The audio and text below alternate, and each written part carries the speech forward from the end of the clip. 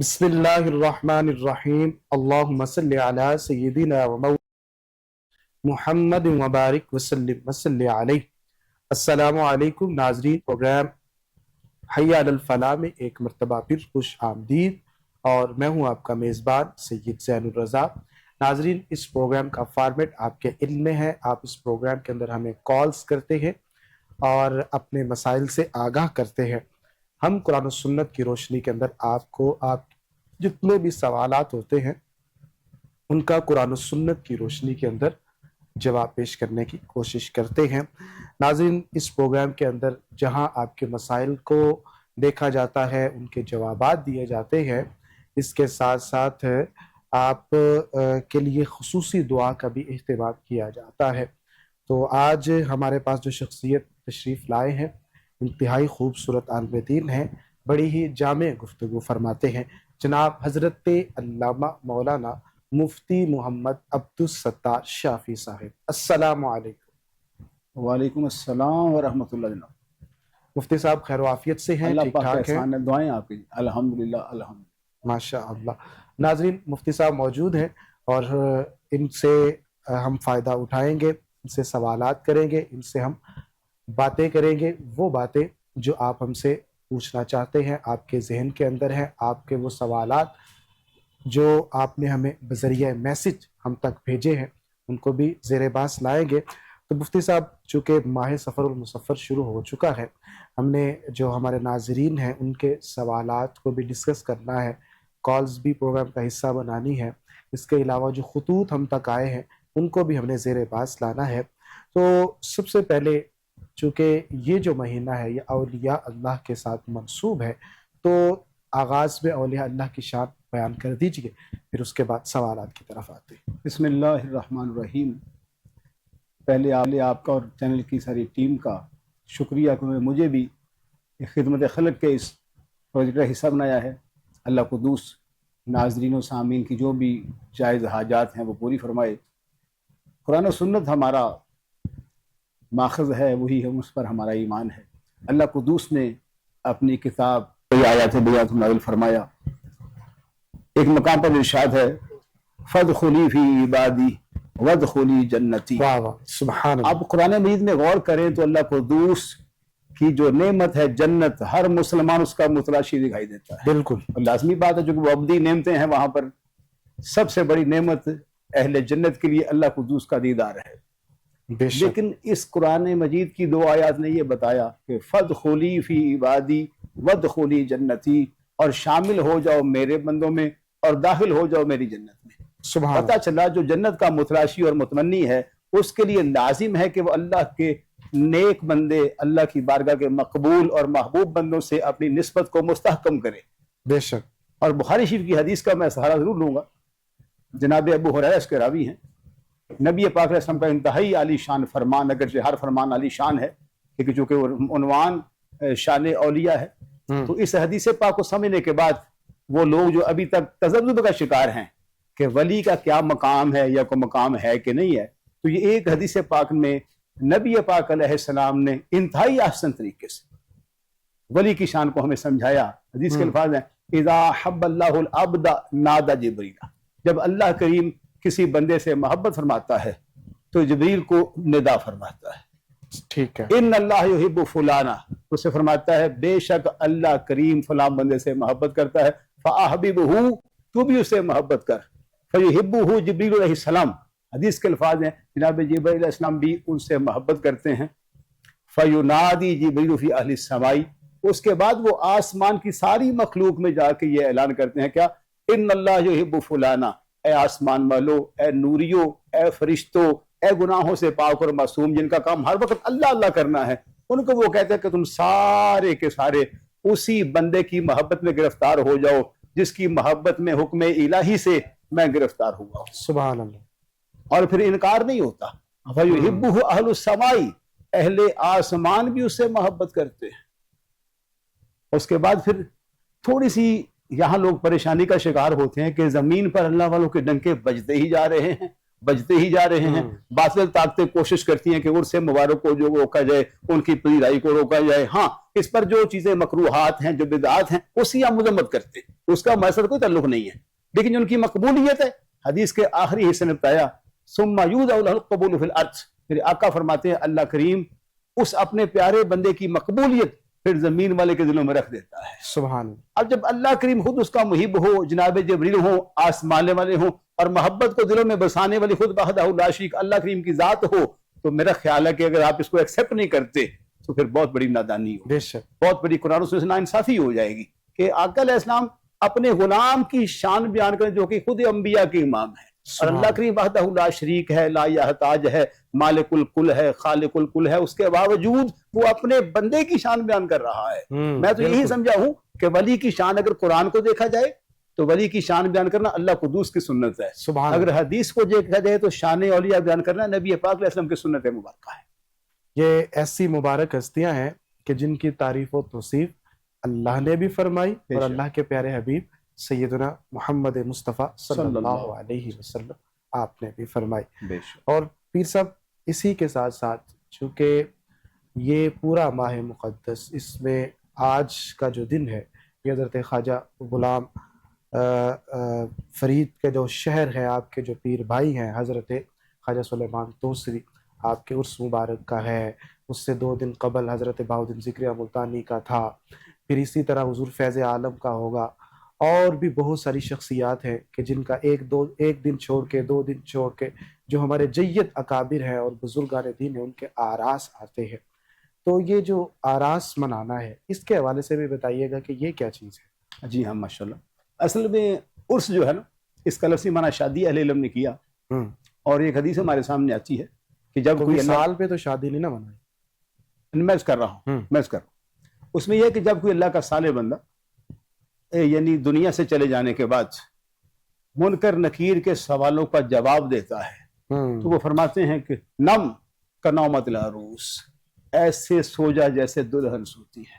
واہ واہ. تو مقصد یہ ہے کہ قبر سے ہر بندہ ڈرتا ہے. یہ وہاں سے لفظ مستعار لیا گیا, ایگزیکٹ وہاں سے لیا گیا. اور عرس کا لفظی معنی اصل میں جو آپ کہنا وصال پہ خوشی, خوشی اس بات کی ہے کہ وہ جو شہید عشق ہوا اس نے نہ فرائض کو چھوڑا, نہ واجبات کو چھوڑا, نہ سنن موقدہ کو چھوڑا, نہ سنن غیر موقدہ کو چھوڑا, نہ نوافل کو چھوڑا. وہ بندے نے دنیا و ما فیہا کی محبت کو دل سے نکال کر اگر دل میں کسی کو بسایا ہے تو اللہ قدوس کو بسایا. سبحان اللہ, بہت خوب. اچھا قبلہ, ہمارے پاس چند سوالات موجود ہیں جو ہمارے ناظرین نے بھیجے ہیں, ان کو ہم ڈسکس کرتے ہیں, آپ یہ کے بعد دیگر تمام سوالات کے جواب دیتے رہیے گا. سائمہ رشید صاحبہ ہے, ان کا تعلق لاہور سے ہے, والدہ کا نام فرخندہ بی بی ہے. تو کہتی ہے کہ 7 سال ہو چکے ہیں شادی کو, بہت دعائیں کی, علاج کروایا, صدقے بھی کیے, مگر اولاد کی نعمت نہیں مل سکی. تو عمر بھی بڑھتی جا رہی ہے, دل پریشان ہے, کچھ ایسا بتائیں کہ اللہ کرم فرمائے, گود جو ہے وہ بچے سے بھر جائے. جی ہاں, ان کے لیے میں ذکر کر دیتا ہوں, یا مصور یا اللہ, ٹھیک ہے جی. اس کا ورد جتنا وہ کر سکے, کم سے کم ایک تسبیح پڑھیں فجر کے بعد, اور مغرب کے بعد یا خالق یا اللہ اس کا ورد کریں. لیکن آج کل انتہائی جدید دور ہے. آج کل پہلی بات یہ ہے کہ وہ کسی ایسے بندے کے پاس نہ جائیں جو غیر مسند ہو. بالکل, یعنی وہ ڈاکٹر ہے یا طبیب ہے یا بابا جو بھی ہے, وہ چلے کسی مسند بندے سے کانٹیکٹ کریں. پہلی بات یہ ہے. اور آج کل ٹیسٹ ہوتے ہیں, اس مستند ہونے کا بھی تو کوئی پیمانہ ہوگا نا. میں یہ کر رہا ہوں, ہمارے پاس لوگ آتے ہیں نا, کیونکہ اللہ کا شکر ہے مجھے اللہ نے توفیق دی کہ سینکڑوں لوگ صاحب اولاد ہوئے الحمدللہ الحمدللہ. اور کئی بار ایسا ہوا کوئی کپل میرے پاس آیا تو میں نے ایک کو جب دوا دی تو انہوں نے کہا جی ہم جہاں بھی گئے ہمیں دونوں کو دوا دی گئی ہے, تو آپ ایک بندے کو دے لیں. دعا بھی ہوتی ہے, دوا بھی. جی دعا بھی ہوتی ہے, دوا بھی ہوتی ہے. اور میں نے یہ کہا کہ جب ہمارے پاس یعنی تشخیصی ذرائع موجود ہیں, پہلی بات یہ ہے کہ پرابلم میل میں ہے یا فیمیل میں ہے, بیمار عورت ہے یا مرد ہے, ٹھیک ہے. چونکہ آج کل جدید ذرائع رپورٹس کروا لی جاتی, اور اگر وہ بہن کے اندر کوئی معاملہ ہے تو فوراً سامنے آ جاتا ہے الٹرا ساؤنڈ کی صورت میں, ٹھیک ہے. اور اگر بھائی صاحب کے اندر کوئی معاملہ ہے تو وہ رپورٹ کے منٹ میں سامنے آ جاتا ہے. اب جس بندے کے رپورٹ میں کوئی پرابلم آ رہا ہے اس کا علاج ہونا چاہیے. ایک بات یاد رہے, اولاد, وہ بہن سوال کے اندر یہ بتا چکی ہیں کہ ہم نے دعائیں بھی کی اور علاج بھی کروایا. میں نے ذکر عرض کر دیا, اصل میں علاج کے لیے کوئی مسند آدمی ملا نہیں ہے. اچھا, یہ ایک کہہ لیں کہ ایک ٹیکنیک ہے, ایک مہارت ہے. اولاد جو ہے نا, آپ دیکھیں نا, حیوانات کو, انسانوں کو, سب کو اللہ عطا فرما رہا ہے. اور اولاد کے معاملے میں وہ نہ تو کافر کو دیکھتا ہے, نہ مشرک کو دیکھتا ہے, جو کہ وہ رب الارباب ہے, رب العالمین ہے. یہ اس کی شان کریمی ہے کہ دنیا میں وہ مسلمانوں پر بھی کرم کر رہا ہے, کفار پر بھی کرم کر رہا ہے. تو اس لیے تھوڑی سی یہ ایسے بندے سے رابطہ کریں. ویسے اللہ کا شکر ہے, میں بھی چونکہ اس معاملے میں اللہ کا فضل ہے کہ جس کا بھی ہم نے علاج کیا اللہ نے اسے شفا عطا فرمائی الحمدللہ. تو اگر وہ آپ کے ساتھ واٹس ایپ پہ شیئر کریں اپنی رپورٹس وغیرہ, آپ مجھے فارورڈ کر دیں تو اس کو بھی ہم گائیڈ کر سکتے ہیں. ٹھیک ہے, وظیفہ دوبارہ ریپیٹ کر دیجئے. فجر کی نماز کے بعد یا مصور یا اللہ ایک تسبیح, زیادہ پڑھا جا سکتا وقت تو ایک لازمی کریں. اور نماز مغرب کے بعد یا خالق یا اللہ کی ایک تسبیح کر لیا کریں. انشاءاللہ اس سے اللہ قدوس کی مدد شامل حال ہو جائے گی اور ان کا معاملہ آسان ہو جائے گا. ٹھیک ہے, ٹھیک ہے محترمہ, آپ کو حضرت صاحب نے وظیفہ بتا دیا ہے, تو کوشش کیجئے, علاج جاری ہے تو اس کو بھی جاری رکھیے. اور اگر مستند آپ کو شخص میسر ہو تو اس سے علاج کروائیے. جو ڈاکٹر جس کے پاس آپ جا رہی ہیں, حکیم ہے یا طبیب ہے یا جو بھی شخصیت ہے, تو آپ کوشش کریں کہ مستند ہونا چاہیے اور اس کے ساتھ ساتھ آپ یہ وظیفہ ضرور پڑھیں. تو انشاءاللہ اللہ تعالیٰ کرم فرمائے گا. آپ ہمارے ساتھ بھی وہ چیزیں شیئر کر سکتی ہیں, مزید بھی آپ کی رہنمائی کی جا سکتی ہے. حضرت صاحب دوسرا سوال ہے جی, فیضان علی, فیصل آباد سے ان کا تعلق ہے, والدہ کا نام ساجدہ بی بی ہے. کہتے ہیں کہ میں کاروبار کر رہا ہوں اور پچھلے 1.5 سال سے مسلسل نقصان کے اندر جا رہا ہوں, قرض بھی بڑھتا جا رہا ہے, پریشانی ختم ہونے کا نام نہیں لے رہی. تو کچھ ایسا بتائیں کہ وظیفہ پڑھیں, اللہ تعالیٰ کرم کر دے. کوئی طریقہ, کوئی عمل, کوئی صدقہ و خیرات کا طریقہ؟ فیضان بھائی بات یہ ہے کہ بحیثیت مسلم اگر ہم اللہ کو دوست کی اطاعت, نبی پاک علیہ السلام کی فرما برداری کریں تو یقین کریں ہم کبھی خسارے میں نہیں جاتے. بے شک, بے شک. اور نماز ایک ایسا وظیفہ ہے کہ جس کے اندر سارا کچھ اللہ نے ہمیں عطا فرما دیا. اس کے بعد قرآن مجید کی تلاوت, جس کو اللہ خود کہتے ہیں کہ یہ رحمت بھی ہے, نور بھی ہے, شفا بھی ہے. ٹھیک ہے, اور اس کی شفا یقینی ہے, اس کی رحمت بھی یقینی ہے, اس سے ہدایت بھی یقینی ہے. تو آپ سب سے پہلے نماز پنجگانہ کی کریں پابندی. جناب صدیق اکبر کا مشہور قول ہے کہ انسان پر مشکلات اس کی زبان کی وجہ سے آتی ہیں. ہمیں اپنا اخلاق کے معاملے میں نا احتساب کر لینا چاہیے. ہمارا رویہ ماں کے ساتھ, باپ کے ساتھ, بیوی کے ساتھ, بچوں کے ساتھ, پڑوسی کے ساتھ, احباب کے ساتھ منفی ہے یا مثبت ہے؟ اگر منفی ہے تو رویے کو مثبت کیا جائے. ٹھیک ہے, کیونکہ یہ اذکار اس وقت ہی فائدہ دیتے ہیں جب ہم, وہ کسی نے کہا تھا کرو مہربانی تم اہل زمین پر, خدا مہربان ہوگا عرش بری پر. بے شک. تو رویہ ایسا رکھیں کہ لوگ آپ کے اخلاق سے متاثر ہوں, آپ کو دعائیں دیں. تو ذکر میں عرض کر دیتا ہوں, نماز پنجگانہ کے بعد سورہ یاسین شریف جو ہے وہ آپ فجر کے بعد اپنا معمول بنائیں. اور سورہ فتح جو ہے وہ اس کو اپنا معمول بنائیں.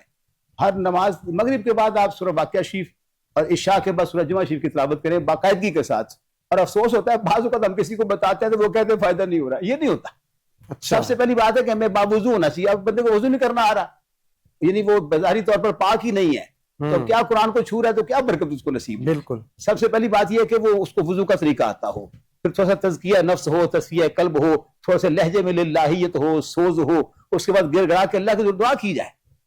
ٹھیک ہے, تو اللہ قدوس کی رحمت اس کو تھام لیتی ہے, وہ اپنی آغوش میں لے لیتی ہے. وہ ذات کریمانہ کے کیا کہنے. سبحان. تو یہ 4 چیزیں میں نے عرض کی ہیں, ریپیٹ کر دیتا ہوں. سورہ یاسین شریف, سورہ فتح شریف فجر کے بعد, مغرب کے بعد سورہ واقعہ شریف, اور عشاء کے بعد سورہ جمعہ کی تلاوت کریں انشاءاللہ. اور دن بھر میں جتنا ہو سکے درود پاک کثرت سے پڑھیں. اللہ کے فضل سے یہ مالا مال ہو جائیں گے انشاءاللہ. انشاءاللہ. پھر سب آپ نے وظیفہ بڑا خوبصورت بتایا, لیکن اس دوران آپ نے ایک بات ذکر فرمائی حضرت سیدنا ابو بکر صدیق رضی اللہ تعالی عنہ کی. آپ کا جو قول ہے میں یہ چاہتا ہوں کہ اس پر مزید روشنی ڈالیے, کیونکہ صوفیاء کرام نے بھی اس حوالے سے بڑا کلام کیا, اور پھر سرکار دو عالم صلی اللہ علیہ وسلم کا بھی فرمان ہے کہ جو تمہارے 2 جبڑوں کے درمیان ہے اس کی حفاظت کر لو, اور 2 ٹانگوں کے درمیان جو چیز ہے اس کی حفاظت کر لو. ماشاءاللہ. تو میں تمہاری بخشش کی ضمانت دیتا ہوں. تو اس قدر زبان کے جو معاملات ہیں اہم اس کو قرار دیا گیا کہ گفتگو, الفاظ, آپ کا جو انداز بیان ہے یہ بہت زیادہ معنی رکھتا ہے. تو آداب گفتگو گھر والوں کے ساتھ, کاروبار والوں کے ساتھ, اسلام کے نزدیک جو ایک محبوب ترین انداز گفتگو ہے وہ کیا ہے اور کیسا ہو؟ آپ کا سوال بھی اپریشیٹ کرنے کے قابل ہے فیض مانا. تو کیونکہ آداب سے ہم دن بدن جو ہے نا وہ بالکل گرتے چلے جا رہے ہیں, محروم ہی ہوتے دیکھیے چلے جا رہے ہیں. جہاں ہم ان کو روحانی مسائل بتاتے ہیں جی ہاں, وہیں پر ہم ان کو تربیت بھی ہمارے ناظرین کی کرتے ہیں, آداب سکھاتے. پہلی بات یہ ہے کہ اقوال صحابہ و اہل بیت جی یہ قرآن مجید کی تفاسیر اور نبی علیہ السلام کے فرامین کی تشریح ہوتی ہے. بے شک. اب جناب صدیق اکبر کے قول کے پیچھے نبی علیہ السلام کی وہ مشہور حدیث ہمیں یاد آ رہی ہے, یعنی المسلم من سلم المسلمون من لسانہ و یدہ. اللہ, ٹھیک ہے, اب یہ اگر ہم ایک بار پڑھ لیں اور یقین کر لیں کہ یہ نبی پاک علیہ السلام کا فرمان ہے کہ مسلمان وہ ہے جس کے ہاتھ اور زبان سے دوسرے مسلمان محفوظ رہے. جیسے بھی ہم مسند کی بات کر رہے تھے تو پتہ لگا اسلام میں اگر ہم مسند ہونا چاہیں تو بنیادی طور پر ہمیں اپنے ہاتھ اور زبان پہ کنٹرول کرنا پڑے گا. بالکل. صبح سے لے کے شام تک پتہ نہیں ہمارے الفاظ سے کتنے دل چر جاتے ہیں, کتنے دل دکھ جاتے ہیں. ٹھیک ہے, ہمارا رویہ ایسا منفی ہوتا ہے. تو زبان کی حفاظت, جیسے آپ نے ایک حدیث کو کوٹ کر لیا, میں نے ایک حدیث کو کوٹ کر لیا, ٹھیک ہے, اور وہ ایک حدیث ہے یعنی من صامت اذا نجا. اس الفاظ میرے ذہن میں آنے میں کشف موجود ہے, میں نے بہت پڑھا تھا, یعنی جو چپ رہا نجات پا گیا. اللہ والے فرماتے ہیں کہ فضول بولنے سے خاموشی بہتر ہے اور خاموشی سے اللہ کا ذکر بہتر ہے. سبحان اللہ, یہ ترتیب ہے. اگر آپ نے فضول گوئی میں وقت کو ضائع کرنا ہے تو بہتر ہے آپ خاموش ہو جائیں, کیونکہ خاموشی بھی ذریعہ نجات ہے. اور جب آپ خاموش رہنے کی مشق کریں, بولیں, تو پھر اللہ کے ذکر میں اپنی زبان کو رتب اللسان کر لیں. یہ آپ کے لیے دنیاوی اور اخروی نعمتوں کا ذریعہ ہوگا. اور ایز اے مسلم ہمیں کسی مجلس میں, کسی محفل میں بتانا نہ پڑے, بلکہ ہمارا اخلاق جو اللہ قدوس نے قرآن میں کہا وَإِنَّكَ لَعَلَىٰ خُلُقٍ عَظِيمٍ, نبی پاک نے خلق مبارک کو اللہ نے سراہا. اور دوسرے مقام پہ ہمیں یہ فرمایا کہ تمہارے لیے نبی پاک علیہ السلام کے جو اسوہ احسن ہیں وہ بہترین نمونہ ہے. اور ایک حدیث پاک کا مفہوم آپ کو یاد ہے یقیناً کہ تم میں سے بہتر وہ ہے جس کے اخلاق اچھے ہیں. بے شک. آپ اندازہ لگائیے کہ میزان عمل کے اندر بتایا گیا کہ سب سے زیادہ جس چیز کا وزن ہوگا وہ انسان کے اخلاق ہوں. بے شک ایسے, بے شک ایسے. اور یہ وہ نیکیاں ہیں جن پر کچھ لگتا نہیں ہے, نہ کوئی سحری, نہ کوئی افطاری, نہ کوئی مشقت, صرف تھوڑی سی مشق ہے. اور اپنے آپ کو یہ یقین, یعنی حق الیقین ظاہر میں مسلمان ہوں اور میری یہ باؤنڈری ہے, یہ میری حدود ہے کہ زبان اور ہاتھ پہ کنٹرول کرنا میرے قرآن و سنت کا تقاضا ہے. تو انشاءاللہ اس کی برکات ہیں. اور ہر انسان اپنے لب و لہجے سے, اپنے رویے سے پہچانا جاتا ہے. بالکل.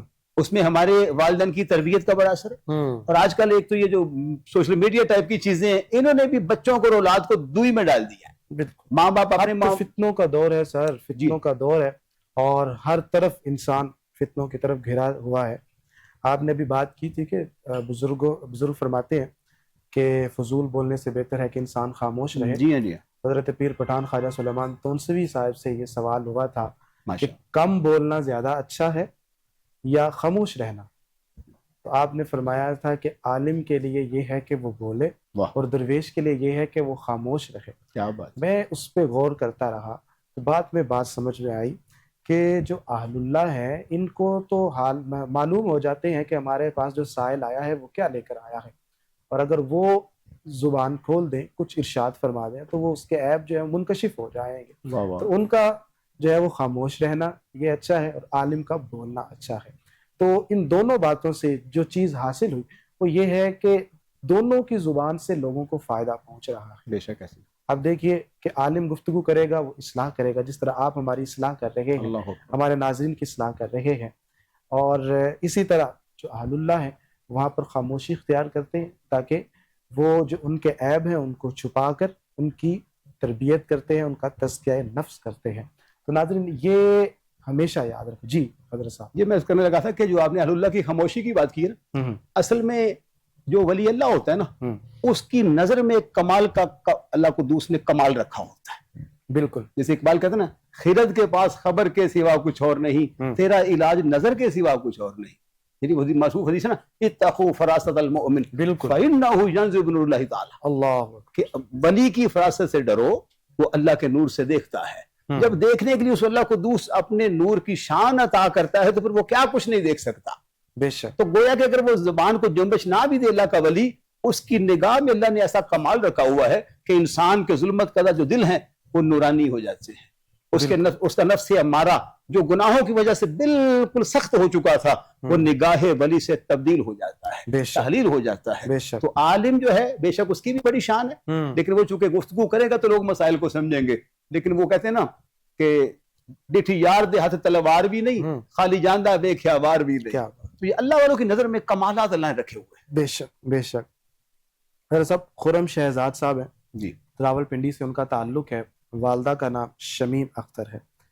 کہتے ہیں کہ مجھے ہر وقت دل میں گھبراہٹ محسوس ہوتی ہے، نیند کی کمی اور بے سکونی رہتی ہے، اور ایسا لگتا ہے کہ جیسے دل پر ہلکا سا کچھ بوجھ ہے، ذہن الجھا ہوا رہتا ہے. کوئی وظیفہ بتا دیجیے. یہ صبح و شام نماز فجر کے بعد نماز مرغ 5 مرتبہ کم سے کم، اور اگر ہو سکے تو 11 مرتبہ سورہ علم نشرح شریف پڑھے. اول حرف دوشی پڑھ لیں، 3 بار پڑھ لیں، 5 بار پڑھ لیں، ٹھیک ہے، تاک، اور اس اپنے دل پہ خود پھونک مارے. اب یہاں پھر میں عرض کروں گا کہ سورہ کی تلاوت کرنے سے پہلے وہ کسی قاری صاحب کو سنا لیں. فائدہ کب ہوگا؟ جب وہ قرآن مجید کی صحیح تلاوت کرے. کیونکہ ہمارے ہاں یہ نا فقدان تجوید کا، اور فتاوی رضیہ میں یہ بات موجود ہے کہ جو علم تجوید ہے یہ فرض ہے بالکل، اور اس کا انکار آپ نے کفر لکھا ہے. اچھا ٹھیک ہے. اور فتاوی شامی وغیرہ میں موجود ہے کہ جو حفظ ہے یہ فرض کفایہ ہے. بڑی میں نے قیمتی بات عرض کی ہے، بہت فائدہ پہنچے گا. یعنی حفظ کرنا، ہر بندہ چاہتا ہے میرا بیٹا حافظ قرآن بن جائے، کیونکہ اس کی فضیلت بڑی ہے، اس کی شان بڑی ہے. ٹھیک ہے. وہ ایک مشہور حدیث میں آتا ہے کہ ایک حافظ قرآن اپنے خاندان کے 10 دوزخیوں کو جنت میں لے کر جائے گا. اتنی بڑی اس کی شان ہے، وہ شفیع بن جائے گا. وہ لوگوں کو مجھے یہ حیرت ہوتی ہے، بعض لوگ نبی کریم علیہ السلام کی شفاعت کا انکار کر رہے ہوتے ہیں. وہ اللہ کے بندوں جو حافظ قرآن ہے وہ 10 بندے لے کے جائے گا، دوزخیوں کو جنت میں لے جائے گا. تو جن کا کلمہ پڑھنے والے میں یہ کمال ہے، 70 افراد شہید جنت میں لے جائے گا، حدیث پاک ہے. کیا بات. تو ان پھر صحابہ کی شفاعت، پھر علماء کی شفاعت، پھر ان کی آقا کی شفاعت عظما. ٹھیک ہے جی. ایک میں کیا میرے اس یہاں کی حقیقت کتنی، مجھ سے 100 لاکھ کو کافی ہے اشارت. تو اصل میں عرض کر رہا تھا کہ تجوید پہ ہمیں زور دینا چاہیے. تجوید میں ہر مسلمان مکلف ہے قرآن کی صحیح تلاوت کا. تو جو بھائی پڑھیں وہ پہلے کسی قاری صاحب سے، بہتر تو سارا قرآن صحیح کریں الحمد سے والناس تک، لیکن اگر انہوں نے فی الفور اس کو شروع کرنا ہے تو کسی کو سنا لیں تاکہ اس کی برکات اللہ کریم ان کو کامل طور پر عطا فرمائے. بہت خوب. تو محترم یہ جو وظیفہ آپ کو دیا گیا ہے، حضرت صاحب نے باقاعدہ تلقین کی ہے کہ آپ نے جو وظیفہ پڑھنا ہے اس کے حوالے سے آپ نے باقاعدہ تسلی کرنی ہے کہ کسی کو سنانا ہے اور پھر اس کو پڑھنا ہے. چونکہ عربی زبان ہماری زبان نہیں ہے، تو اس لیے جب ہم اس کو پڑھیں تو مکمل قواعد کے ساتھ، بہترین تلفظ کے ساتھ، تاکہ جب ہماری ادائیگی عمدہ ہوگی، ہمارا تلفظ بہتر ہوگا، تو جو وظیفے کی برکات ہیں وہ اچھے انداز تک ہم تک پہنچیں گی. اور یہ اس میں ایک چیز اور بھی بڑی واضح نظر آتی ہے کہ جب ہم اس قدر اہتمام کرتے ہیں کہ اس کے لیے باقاعدہ ہم پہلے کسی کو سناتے ہیں، اس کو یاد کرتے ہیں، اس پہ محنت کرتے ہیں، پھر اس کو وظیفہ بناتے ہیں، تو یہ اس کے اندر ایک خاص قسم کا آنر نظر آتا ہے، ایک عزت نظر آتی ہے. اس وظیفے کو آپ باقاعدہ اس کے لیے جو کوشش کر رہے ہیں، اور یہ جو کوشش ہوتی ہے، یہ جو نیت اور آپ کا خلوص اور یقین ہوتا ہے، یہ آپ کی قبولیت کا ذریعہ بنتا ہے. یہی وہ چیز ہوتی ہے جو مقام قبولیت تک آپ کی بات کو، آپ کی دعا کو پہنچا دیتی ہے. حضرت صاحب شعیب نذیر، کراچی سے آپ کا تعلق ہے، والدہ کا نام رفیقہ بی بی ہے. کہتے ہیں کہ ہماری فیملی پر پچھلے چند سالوں سے سخت مسائلوں نے حملہ کیا ہوا ہے. کبھی جھگڑے، کبھی بیماریاں، کبھی بندش، تو اس طرح کی چیزیں. بچوں کے رشتے نہیں ہو رہے، کاروبار رک رہا ہے. تو کچھ نہ کچھ ہمیں بتائیے کہ کیا وہ کسی نے جادو کیا ہوا ہے، سحر ہے، یا حسد کی وجہ ہے، یا نظر بد ہے؟ تو اس حوالے سے ان کی رہنمائی فرمائیں. یہ سارے گھر کے افراد نا جی 10 مرتبہ صبح، 10 مرتبہ شام، جو قرآن کی آخری 3 صورتیں، سورۃ اخلاص اور معوذتین، قل اعوذ برب الفلق اور سورۃ الناس جو ہے، اس کو اپنا ورد بنائیں. اور جیسے میں نے ابتدا میں کہا کہ نماز پنجگانہ یہ تو ہمارے اوپر فرض ہے، یہ تو شب معراج کا تحفہ کر لے کے آئے تھے، یہ تو ہم نے پڑھنی. بے شک بہت سارے لوگ وہ وظائف پہ زور دیتے ہیں لیکن نماز میں کوتاہی کرتے ہیں، قرآن کی تلاوت میں کوتاہی کرتے ہیں. یہ ہر مسلمان کا وظیفہ ہونا چاہیے، اور جب یہ وظیفہ بن جائے گا تو پھر کسی اور وظیفے کی ضرورت محسوس نہیں ہوگی. بہرحال جب ہم بہت سارے گناہوں میں لت پت ہوتے ہیں، پھر زوال کا شکار ہوتے ہیں، جیسے بندہ وہ ڈوبتے ہوئے تنگے کا سہارا، تو اب ہمیں تنگے کا سہارا چاہیے. تو فی الفور آپ توبہ کیجیے. توبہ کے والے سے ایک اللہ کے ولی فرماتے ہیں کہ توبہ کر کے بندہ گناہوں سے ایسے پاک ہوتا ہے جیسے اس کے سامنے ایک نیک بندہ بیٹھا ہو. واہ. یا اس کا مفہوم یہ آپ نکالے کہ ایک بندے نے توبہ کی، اس کے دامن میں کوئی گناہ نہیں بچا. ممکن ہے جو نیک بندہ ہے اس کے دامن میں کوئی گناہ ہو، جو ابن ماجہ شریف میں مشہور حدیث ہے کہ التائب من الذنب کما لا ذنب لہ، کہ گناہوں سے جو توبہ کرتا ہے وہ ایسا ہے جیسے گناہ کیا ہی نہیں ہے. بے شک یہ بھی فیضان مصطفیٰ کریم علیہ السلام ہے کہ ان کی شریعت کی برکت ہے کہ گناہ گار جب دل سے توبہ کرے اللہ اس کے گناہوں کو معاف فرما دیتا ہے. تو سب سے پہلے یہ صاحب احباب کرے توبہ سچے دل سے، اور اس کے لیے میں کہتا ہوں جب تک آنکھوں میں نمی نہ آئے نا توبہ کا مزہ نہیں آتا. بے شک دیکھیں نا، کوئی دوست فوت ہو جائے، کوئی عزیز انتقال کر جائے تو ہماری آنکھیں نم ہو جاتی ہیں. میں مسیحی میں پڑھ رہا تھا، رومی رحمہ اللہ کہتے ہیں لوگوں پہ رونے والے کبھی اپنے آپ پہ بھی رو لیا کر. یعنی کبھی ایسا مقام ہو، خلوت ہو، تنہائی ہو، تو ہو اور تیرا اللہ ہو، اللہ، اور کبھی اللہ کے حضور گر گڑا کے دیکھ کہ اس کی رحمت تجھے کیسی اپنی آغوش میں لیتی ہے. بے تو شک اس انداز سے یہ توبہ کریں اور نماز پنجگانہ ادا کریں، اور قرآن کی آخری صورتیں جو 3 میں نے عرض کیا صبح و مساء ورد بنا لیں. اس سے انشاءاللہ ان کے دل میں اللہ کی توحید کا نور بھی پیدا ہوگا اور حسد کے اثرات زائل ہوں گے. اگر کوئی جادو ٹونا ہوگا اس سے اثرات بھی زائل ہو جائیں گے. اور صرف 100 مرتبہ نماز فجر کے بعد لا حول ولا قوت الا باللہ العلی العظیم اس کو اپنا ورد بنا لیں. انشاءاللہ اللہ پہ بھروسہ رکھ کے اس پر عمل کریں. اللہ کے فضل سے یہ جو زوال کا شکار ہے میرے اللہ نے چاہا تو ان کو عروج نصیب ہو، انشاءاللہ یقیناً ہوگا. انشاءاللہ یقیناً یہ اللہ ہی نے کرنا ہے. اور جب ہم خود کو پاک صاف کر کے اور جیسا اللہ چاہتا ہے ویسے بن کر ہم جب اس کے سامنے سوال کریں گے تو وہ ضرور کرم کرے گا. اچھا پیر صاحب، آپ نے جو وظائف بتائے ابھی تک، آپ نے ان میں نماز کا بتایا، پھر آپ نے توبہ کی طرف توجہ دلوائی. یہ تو اچھے کاموں کے لیے وظائف تھے. کچھ لوگ وظائف پڑھتے ہیں لیکن ان کے جو مقاصد ہوتے ہیں وہ اچھے نہیں ہوتے. مثال کے طور پر ان کا مقصد ہوتا ہے کسی کے گھر کے اندر لڑائی ڈلوانا، یا کسی کے ساتھ ان کو حسد ہے تو اس سے بدلہ لینے کے لیے، اس کو کم کرنے کے لیے، نقصان پہنچانے کے لیے وظیفہ پڑھتے ہیں. پھر کچھ لوگوں کا یہ بھی ارادہ ہوتا ہے کہ کوئی برائی کی نیت رکھی ہوتی ہے تو اس کے لیے یہ کام کر رہے ہوتے ہیں. تو جو برے کام کے لیے یا کسی کو تکلیف پہنچانے کے لیے جو وظائف پڑھے جاتے ہیں، شریعت اس حوالے سے کیا کہتی ہے؟ دیکھیں ابتدا میں ہم نے اخلاق کے والے سے بات کی، ہاتھ اور زبان کے والے سے ابتدا میں ہم نے بات کی. بالکل. اصل میں نا جب کسی جگہ تضاد نظر آئے نا، ٹھیک ہے، جھگڑا، تو میں وہاں ایک چھوٹا سا نا جملہ عرض کرتا ہوں. اور میں نے کہا یار وہ فریق مخالف جو بھی ہے تیرے لیے، لیکن تو نے یہ نہیں سوچا کہ وہ نبی کریم علیہ السلام کا امتی ہے. اللہ اکبر. ساری قرآن و سنت کی جو عظمت اپنی جگہ، اگر یہ جملہ ذہن نشین کر لو کہ یہ بندہ جو ہے یہ نبی پاک علیہ السلام کا امتی ہے، ٹھیک ہے. اور وہ ایک حدیث ہے، یعنی من اذا مسلمان فقد اذانی. آقا فرماتے ہیں جس نے مسلمان کو اذیت دی اس نے مجھے اذیت دی، اور جس نے مجھے اذیت دی اس نے اللہ کو اذیت دی. اس لیے کسی مسلمان کو اذیت دینا جو ہے یہ مسلمان کی شان نہیں ہے، ٹھیک ہے. ہمیں ہمیشہ کسی دوسرے کی بلائی کے لیے دعا گو رہنا چاہیے، کیونکہ دنیا مکافات عمل ہے. اگر ہم کسی کی لیگ پولنگ کریں گے تو وہ ابو جہل جو آقا علیہ السلام کے لیے گڑا کھودا کرتا تھا خود اس میں گر جایا کرتا تھا. بالکل ہماری مثالیں ہیں. تو اگر کوئی دوست اس طرح کے کسی معاملے کا شکار ہے تو میں اسے شیطانی واری کہہ سکتا ہوں، اور کیا کہہ سکتا ہوں. توبہ کریں، اللہ قدوس سے امت کی بلائی کی دعا کریں. معاملات ہیں دائیں بائیں دیکھیں، روئے زمین پہ امت کیسی مشکلات کا شکار ہے، یہ ہمارے قریب اور دور عرب ممالک میں آپ دیکھ رہے ہیں. تو اس لیے اس وقت دعاؤں کی ضرورت ہے، اور اب دعا مخ العبادہ، اور امت کے لیے دعا کرنا نبی پاک علیہ السلام کی سنت مبارکہ ہے. دوسروں کی بھلائی چاہنا یہ مسلمان کی شان ہے.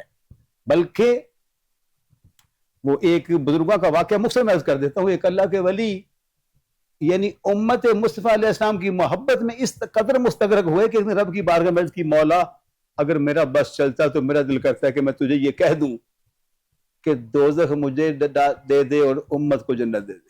واہ واہ. یعنی مجھے اکیلے کو تو اگر دوزخ میں ڈالنا تو ڈال دے، میرے نبی کا کوئی امت ہی دوزخ میں نہ جائے. اس قدر درد دل ہے، ایک احساس. ٹھیک ہے. تو ہم تو اب ہر بندے کو معاذ اللہ دوزخ میں پہنچانا چاہ رہے ہیں، ٹھیک ہے، اور کافر بنانا چاہ رہے ہیں باتوں باتوں میں. تو ہم ابھی یہ صرف لیک آف ایجوکیشن ہے، ابھی ہم قرآن و سنت کے نور سے محروم ہیں. جب اللہ ہمیں قرآن و سنت کا فہم اور عطا فرمائے گا تو یہ باتیں ختم ہو جائیں گی. اور یہ دوری ہے. اقبال کہتا ہے نا، قرآن میں ہو وہ تازہ نہ مرد مسلمان، اللہ کرے تجھ کو تاجدت کردار. میں کہتا ہوں قرآن و سنت سے جڑ جائیے، اور جو لوگ قرآن والے ہیں اہل اللہ اہل قرآن ان سے وابستہ ہو جائیے. اپنی زندگی کو نکھاریے، سنواریے. دیکھیے آج اللہ کے فضل سے ہم آپ کی رہنمائی کر رہے ہیں، کل آپ لوگوں کے رہنما بن جائیں گے. کب؟ جب آپ کے ایک ہاتھ میں قرآن ہوگا، ایک ہاتھ میں سنت. سبحان. اس کی برکات ظاہر ہوں گی. اور یہ معاملہ چونکہ آقا خاتم النبیین والمرسلین ہے، نہ کوئی نبی اگر نہ رسول آئے گا، باقی تو شان اللہ نے عطا فرمانی.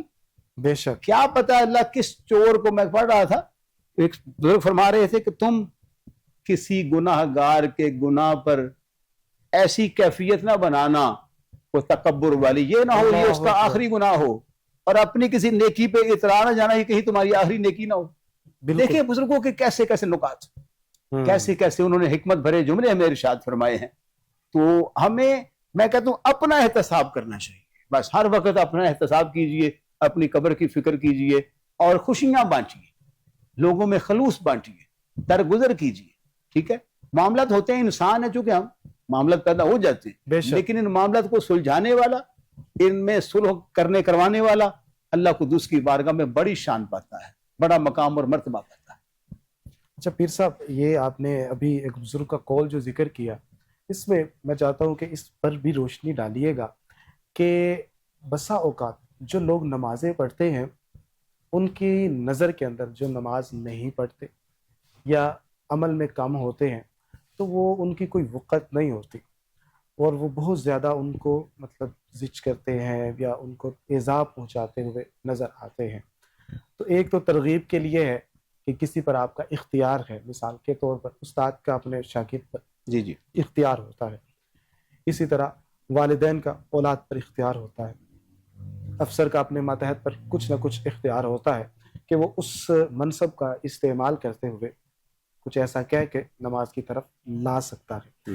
لیکن جس کا تعلق ہی نہیں ہے اور وہ اس طرح کرے، یا کوئی عمل میں کم ہے تو اس کو کہے، تو یہ اس حوالے سے کیا فرمائیں گے؟ صوفیہ کا کیا طریقہ کار رہا، اور سرکار صلی اللہ علیہ وسلم کے سامنے اگر کوئی ایسا معاملہ پیش آیا تو آپ نے کیسا اظہار فرمایا؟ اس میں صوفیہ کا طریقہ کار یہ رہا کہ وہ ہمیشہ گناہ سے نفرت کرتے تھے، گناہ گار سے محبت فرماتے تھے. ماشاء. ٹھیک ہے، اور یہی ہمارا یہ حکم ہے کہ گناہ سے بچو، گناہ گار سے محبت کرو. ٹھیک ہے، بیماری سے بچو، بیمار سے محبت کرو. تو اس حوالے سے آپ کا بے شمار ارشادات ہیں. پہلے مجھے حضرت خلیل علیہ السلام کی ایک بات یاد آ گئی. جناب ابراہیم علیہ السلام، سبحان اللہ، آپ کا معمول تھا کہ آپ جب بھی کھانا کھاتے ساتھ کسی مہمان کو شامل کریں. بے شک بے شک، آپ کا معمول تھا. آج اچھا میں یہ بھی عرض کر دوں کہ سنت ابراہیمی سال کے بعد تو ہم ادا کرتے ہیں، لیکن کیا ہو کہ ہم اکثر اس کو رواج دیں، یعنی معاشرے میں اکثر رائج کریں کہ آپ کی یہ سنت مبارکہ ہے کہ کسی کے ساتھ کھانا کھانا ہے. ویسے یہ تحدیث نعمت کے طور پر یہ بات عرض کیے دیتا ہوں کہ یہ بات جب ہم نے سنی ہے، تقریباً مجھے یہاں تک یاد پڑتا ہے کوئی 6-7 سال سے، اب بہت کم ہوا ہے کہ اکیلے کھانا کھائیں. سبحان اللہ، ماشاءاللہ، ذہن نصیب نہیں الحمدللہ. چونکہ ہم زیادہ تر باہر رہے، لیکن پھر بھی اللہ کا فضل رہا کہ مختصر سی چیز کھائیں، لیکن جو ہے نا وہ کسی کے ساتھ کھائیں. ناظرین، اس کے بڑے فوائد حاصل ہوتے ہیں. بے شک، اللہ تعالیٰ بڑا کرم فرماتا ہے. جی. اور آپ نامے والا ایک بندہ آپ کے پاس بیٹھا جو غیر مسلم تھا، تو جب دسترخوان بیٹھا لگا کھانا کھانے کی باری یہی، تو آپ نے اسے کہا جی اللہ کا نام لے لو، ابتدا میں ہمارا اصول ہے. تو اس نے انکار کر دیا. ظاہر ہے وہ جیسے آپ نے فرمایا کون مکلف ہے، کس کو سمجھانے کی؟ نبی جو ہے سب کے لیے مکلف ہے علیہ السلام. تو آپ نے ان کو جو دعوت دی، ترغیب دی، تو بابا جی خفا ہو گئے. ٹھیک ہے جی، خفا ہو گئے. جب جانے لگے تو اللہ قدوس نے وہی بھیج کے فرمایا کہ اتنے سال سے، اتنے برس سے وہ بندہ اگرچہ میرا منکر ہے لیکن اس کو میں رزق عطا کر رہا ہوں، تو آج تم بھی میری سنت کے مطابق اس کو کھانا کھلاؤ. تو آپ نے اپنے اخلاق کی انتہا کر دی. آپ نے اس بابا جی کو بلایا اور بلا کر ساتھ بٹھایا. یہ مسیحی بری پڑی ہے.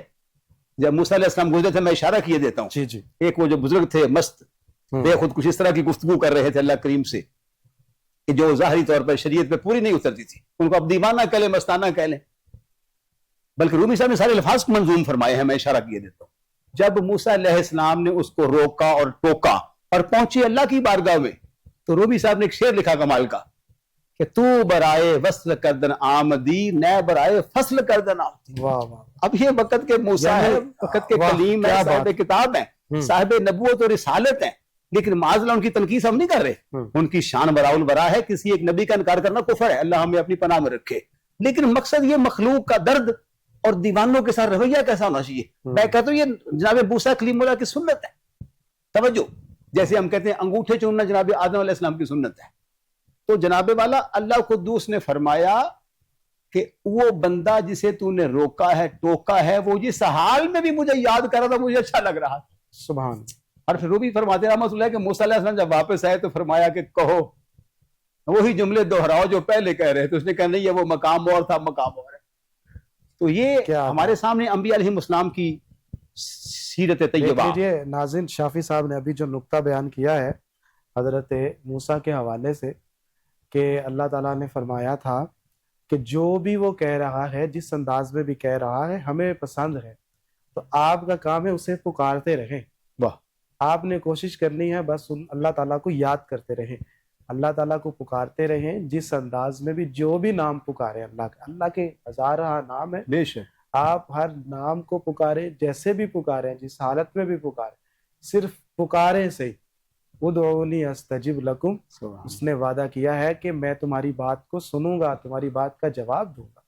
اچھا پیر صاحب, اسی کے ساتھ آپ اس بات کی تائید کریں گے کہ بہت سارے لوگ وظائف پڑھتے رہتے ہیں, جی وظائف کو کثرت کے ساتھ پڑھتے ہیں, لیکن ان کو بر وقت یا جب وہ چاہ رہے ہیں اس کا رزلٹ نہیں مل رہا ہوتا. تو دیکھیے کہ اس کو میں اس طرح تشبیہ دیتا ہوں کہ جس طرح آپ نے ایک غلہ رکھا ہے تو آپ اس کے اندر تھوڑے تھوڑے پیسے ڈال رہے ہیں, تو آپ ایک وقت آتا ہے کہ جب وہ بھر جاتا ہے تو آپ اس کو اس وقت استعمال کرتے ہیں تو وہ آپ کے کسی کام آ جاتے ہیں. تو یہ جو وظائف اور یہ دعائیں ہوتی ہیں تو یہ بھی اللہ تعالیٰ کے پاس امانت ہوتی ہے. اس نے یہ وعدہ کر رکھا ہے کہ میں نے عطا کرنا ہے, تو وہ آپ کی جو دعائیں ہیں ان کو وہ جمع کرتا رہتا ہے.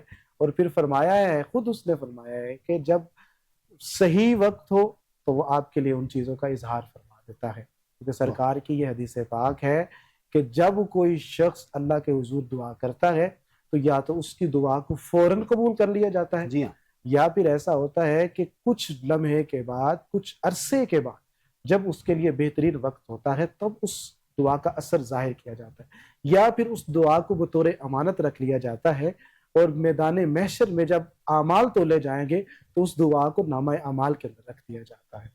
تو آپ کا کام کیا ہے کہ پکارنا. اللہ کو پسند ہے, کبھی کبھی کسی کا نام اتنا پکارنا اللہ کو محبوب ہوتا ہے کہ اللہ تعالیٰ چاہتا ہے کہ یہ میرا بندہ پکارتا رہے. تو یہ پکارتے رہنا چاہیے.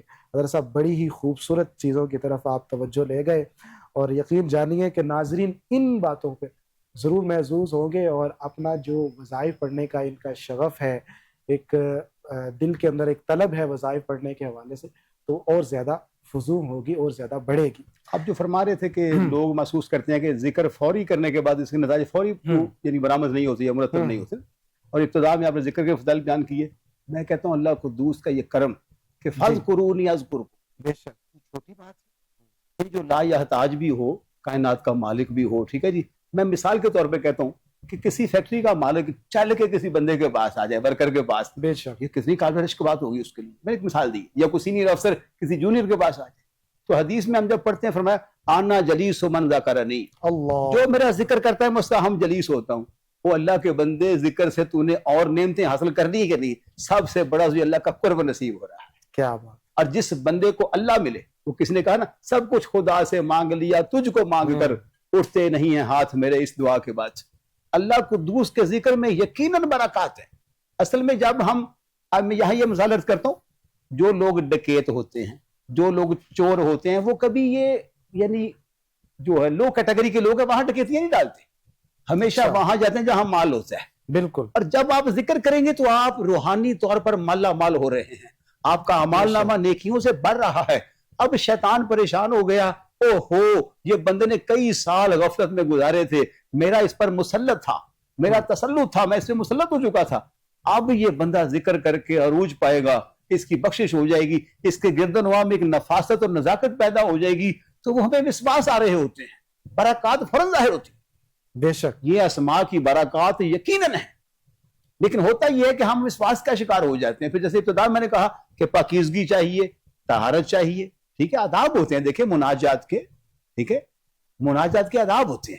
جیسے ہم کسی شادی میں جاتے ہیں, کسی فنکشن پہ جاتے ہیں, تو ایسا نہیں ہوتا کہ ہم ایکسیڈنٹلی چلے جائیں, نہیں, اس کے لیے ہم پورا اہتمام کر کے جاتے ہیں. تو ہم اگر اپنے صوفیہ کو دیکھیں تو ان کے ہاں ایک حجرہ ہوتا تھا جس سے انہوں نے اللہ کے ذکر کے لیے مختص فرما رکھا ہو, بے شک, ٹھیک ہے, اور اس کے اندر کسی ایرے گہرے کو داخل ہونے کی اجازت نہیں ہوتی تھی, اندر انتہائی نورانی ماحول ہوتا ہے, ٹھیک ہے. تو سب سے پہلے باوضو رہنا اپنا معمول بنا لیں, بے شک, اور کچھ تھوڑا سا وقت اور تھوڑی سی جگہ مختص کریں جہاں آپ اللہ کی رحمتیں لوٹنا چاہتے ہیں. تو ایک صاحب نے میرے بڑی اچھی بات کی, کہتے بہت سارے گھروں کا وزٹ کیا ہے, ہر روم ہوتا ہے گھر میں, نہیں ہوتا تو پرے روم نہیں ہوتا, نہیں ہوتا تو نماز کا کمرہ نہیں ہوتا. اب تھوڑا سا رواج پیدا ہو گیا, تو ہمارے گھر میں کم سے کم ایک کمرہ نماز کا بھی ہونا چاہیے. بالکل ٹھیک ہے, اور وہاں بیٹھ کے آپ اللہ اللہ کریں. سورہ رحمان میں اگر اللہ قدوس نے متعدد نعمتوں کا ذکر فرمایا تو آخر پہ کیا کہا, وَتَبَارَكَ اسْمُكَ. سبحان اللہ. اے بندے اس بات کو یاد رکھ کہ برکت تیرے اللہ کے نام میں ہے. اب یہ تو قرآن ہے, اس کا تو انکار ہو نہیں سکتا, جو بڑے ہی جلال اور اکرام والا ہے. بے شک. تو سورہ رحمان نے, قرآن نے, حدیث نے یہ بتایا, بلکہ نبی علیہ السلام نے سب سے بڑھ کر سید الذاکرین اللہ کا ذکر کیا ہے. سبحان جو وجہ تخلیق کائنات ہیں, مرکز کائنات ہیں, محور کائنات ہیں. ہر وقت کسی موڑ پہ آپ کریم آقا کی حیات طیبہ کو پڑھیں, ہر وقت اللہ اللہ, ہر وقت دعائیں بھی کیا ہے اور استغفار بھی کی ہے. جی بے شک استغفار بھی. اور باقاعدہ جب سرکار سے پوچھا گیا تو فرمایا گیا کہ جس کو اللہ کی جتنی زیادہ معرفت ہوگی وہ اس قدر زیادہ استغفار کرے گا. بے شک ایسے. تو سرکار اپنی شایان شان جو اللہ نے ان کو مقام قرب دے رکھا تھا اور معرفت دے رکھی, سرکار نہ صرف ذکر کرتے تھے بلکہ استغفار بھی کیا کرتے. بے شک باقاعدہ 100 مرتبہ تک احادیث میں ذکر ہے. بالکل. اور استغفار کے حوالے سے امام زین العابدین علیہ السلام کا شاید قول مبارک ہے, فرماتے ہیں کہ جو بندہ کثرت سے استغفار کرتا ہے اللہ اسے دنیا سے لا یحتاج کر دیتا ہے. کیا بات. یعنی استغفار مالا مال ہونے کا ذریعہ ہے, دنیاوی اور اخروی نعمتوں سے مالا مال ہونے کا ذریعہ ہے. یہ حضرت امام باقر کا قول ہے, میں ذہن میں بس کنفرمیشن نہیں ہے, معذرت چاہتا ہوں, لیکن قول ہے ضرور. یہ بات برحق ہے, بات برحق ہے کہ جب آپ اللہ کے حضور اپنے گناہوں کی معافی مانگتے رہیں گے اور استغفار کرتے رہیں گے تو وہ بالکل آپ کو ہر چیز سے لا یحتاج یعنی غیر محتاج کر دے گا. آپ کو کس چیز کی محتاجی نہیں رہے گی, آپ بے نیاز ہو جائیں. اچھا, ایک امام باقر رحمہ اللہ کا واقعہ بڑا پیارا یاد آ رہا ہے جناب, کشف المجوشی میں موجود ہے, میں اشارہ کر دوں. حضور فیض عالم قوس پاک بھی علیہ رحمۃ اللہ علیہ, اللہ اکبر, میں کہتا ہوں انہی کا خاص ہے, انہی کا خاص ہے. آپ جب دوستوں میں محفل ذکر سجاتے تو انداز کیا ہوتا, ہائے ہائے ہائے ہائے, فرماتے اب ہم سب مل کر دعا کرتے ہیں. اللہ. دعا کیا کرتے ہیں کہ محشر میں جس بندے کی نجات ہو جائے وہ باقی سب کی سفارش کرے گا. ہائے ہائے ہائے, کتنا مشکل کام ہے اس دور میں. اس قدر عاجزی کا پیکر بننا, اس قدر انکساری کا پیکر بن جانا بڑا مشکل ہے. یہ میں کہتا ہوں ہمارے ائمہ اطہار علیہم السلام کی جو سیرت ہے, جو کردار ہے, ادھر بھی ہمیں توجہ کرنے کی ضرورت ہے. ہر جو پھول ہے اس یعنی گلشن رسالت کا, گلشن باغ زہرا کا, سلام علیہ, ادھر بھی توجہ کرنے کی ضرورت ہے کہ وہ جو یعنی جو قطبیت کبریٰ پر فائز رہے ہر دور میں, اور جن کے فیضان سے ہر ولی مالا مال ہے, ان کا کردار کیا تھا, ان کی سیرت کیا تھی. سبحان اللہ. آج کی محفل کا نچوڑ یہی نکلا کہ ہم روز نماز کی پابندی کریں گے, قرآن کی تلاوت کو معمول بنائیں گے, جتنا ہو سکا درود پڑھ لیں گے انشاءاللہ, اور ہو سکے تو بلکہ استغفار پر ہمیں استقامت مانگیں گے اللہ سے. بالکل. یقین کریں یہ وہ معمولات ہیں جو اللہ والوں کے تھے, صوفیاء کے. سید الاستغفار پڑھا جا رہا ہے. آپ افضائف کی کتابوں میں دیکھیں, آج لوگ ایسی باتیں کرتے ہیں کہ اللہ والوں کے پاس کچھ نہیں ہے, یہ ہے وہ ہے. ہم کسی 2 نمبر بابے کی بات نہیں کرتے, ہم اولیاء کی بات کرتے جن کی شان میں قرآن کی آیات وارد ہے, احادیث طیبہ جن کی شان میں وارد ہے. میں ایک حدیث پاک پڑھ رہا تھا کہ جناب حضرت عمر فاروق اس کے راوی ہے, معروف حدیث پاک ہے ابی داؤد شریف کے اندر. فرماتے ہیں کہ آقا نے فرمایا کہ اللہ تعالیٰ کے کچھ ایسے بندے ہیں, نہ تو وہ نبی ہیں نہ وہ شہید ہیں, لیکن ان پر انبیاء اور شہداء رشک کریں گے. اور صحابہ نے کہا یا رسول اللہ وہ کون لوگ ہیں؟ میں نے کہا مجھے یہاں ایک لمحے کی تجسس ہوتا ہے کہ صحابہ دیدار مصطفیٰ میں مستغرق ہیں. دیکھ, جس کے سامنے رخ بددہا ہو, زلف دوتا ہو, وہ چہرہ نورانی ہو جس کو اللہ تکتا ہے, وہ کیا مانگ سکتا ہے؟ لیکن جب ان کی شان مانگی, بیان سنی, تو کہا وہ لوگ ہیں کون. میں نے یہاں سے نقطہ نکالا اللہ کی توفیق سے کہ ولیوں کا ذکر کرنا, جستجو کرنا صحابہ کی سنت ہے. بے شک. کہا آقا فرمائیے وہ کون لوگ ہیں؟ فرمایا یہ وہ لوگ ہیں جن کی محبت فقط اللہ کے لیے, نہ رشتہ داری ہے نہ کوئی مال کا لین دین ہے, بلکہ فرمایا اِنَّا وَجُوهُهُمْ نور, بے شک یہ وہ لوگ ہیں جن کے چہرے اللہ نور کے کر دے گا. سبحان. یہ وہ لوگ ہیں جن کو اللہ قدوس نور کے منبر عطا کرے گا. یہی وہ لوگ ہیں جو میدان محشر میں جب لوگ پریشان ہوں گے, خوف زدہ ہوں گے, سوا نیزے پہ سورج کو دیکھیں گے, 50,000 سال کا دن دیکھیں گے, حتیٰ کہ بخاری میں ہے اذهبوا الی غیر انبیاء بھی فرمائیں گے. فرمایا ان لوگوں کو خوف نہیں ہوگا. جب لوگ حزن کا شکار ہوں گے, ان کو حزن نہیں ہوگا. اس کے بعد نبی علیہ السلام نے یہ آیت رائے جو ہے الا ان اولیاء اللہ، اس کی باقاعدہ تلاوت فرما کے صحابہ کو بتایا کہ میرے امت کے اولیاء کی یہ شان ہے کہ چہرے نورانی ہوں گے، ممبر نورانی ہوں گے. اور میں نے کہا جن کے غلاموں کی یہ شان ہے، حالانکہ ولی صحابی نہیں ہوتا، اہل بیت کا فرد نہیں ہوتا، جس ولی کے لیے میدان محشر میں پروٹوکول نور کا ممبر ہے، اس انبیاء کے امام کے لیے کیا شان و شوکت ہو. بے شک، کبھی توجہ کرنے کی ضرورت ہے. یقین کریں یہ تو قبلہ بڑوں کی باتیں ہیں، اور انہوں نے جس طرح مقام حاصل کیا ہے. ناظرین اچھا، اسی کے ساتھ ایک بات میں، ایک سوال ہے وہ بھی شامل کر دوں گا. دیکھیے کہ حضرت خواجہ پیر پٹھان ہی کی چونکہ آج باتیں ذہن میں آ رہی ہیں، شاید ان کا روحانی تصرف ہے کہ میں پڑھ رہا تھا، انہوں نے کہا کہ اگر کوئی شخص ایک بھی عمل غیر شرعی کر دیتا ہے تو وہ مقام ولایت سے اس کو ہٹا دیا جاتا ہے. تو یہاں پر یہ بھی قابل غور بات ہے کہ ہم کتنے اعمال ایسے کرتے ہیں کہ جن کا شریعت کے ساتھ تعلق نہیں ہوتا، خلاف شرع ہوتے ہیں، تو کس قدر ہم اللہ سے دور ہوں گے. تو اس لیے ایک اللہ کے قریب فرد وہ اگر خلاف شرع کام کر لے تو اس کی ولایت برقرار نہیں رہتی. تو میں اور آپ کیا چیز ہے.